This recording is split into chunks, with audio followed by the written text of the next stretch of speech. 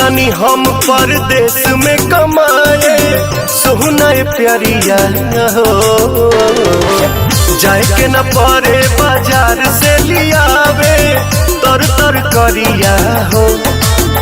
बोला काका हम कह दी रोपनिया जान। 3 कट्ठा 1.5 कट्ठा भंटा तू 1 कट्ठा बोदे हो धनिया है जान। हम कुछ कुछ खाए चटनिया है जान। तू 1 कट्ठा बोदे हो धनिया है जान।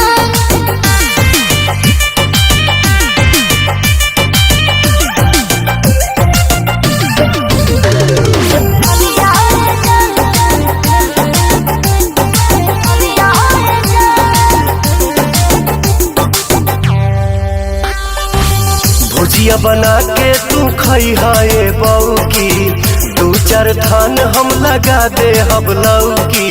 सही खतर का हो? अरे हाँ रे। अच्छा भुजिया बना के तू खई है बऊ की, 2-4 थान हम लगा दे हम लौकी। घेवड़ा करैली तारो होए हो राजा जय हो तू हमरा ना बोए हो। एगो काम कर दिया, खाली टाइम से डाल दी पनिया जान।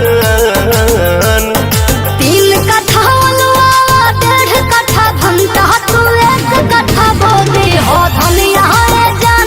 हम कुछ कुछ खाए चटनिया है जान।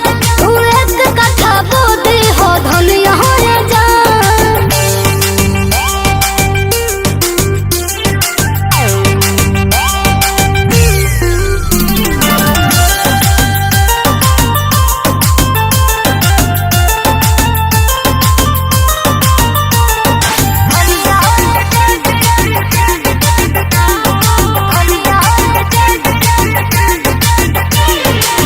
आटा चाउर से तो भरल बा घरावा, रोप देत बानी मरीचा टमाटरावा।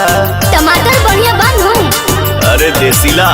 अच्छा आटा चाउर से तो भरल बा घरावा, रोप देत बानी मरीचा टमाटरावा।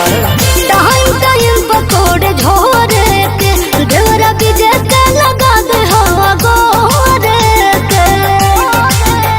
हई पवन ना होई परेशानिया जान। 3 कट्ठा 1.5 कट्ठा भंटा तू 1 कट्ठा बोदे हो धनिया है जान। हम कुछ कुछ खाए चटनिया है जान। तू 1 कट्ठा बोदे हो धनिया है जान। तू 1 कट्ठा बोदे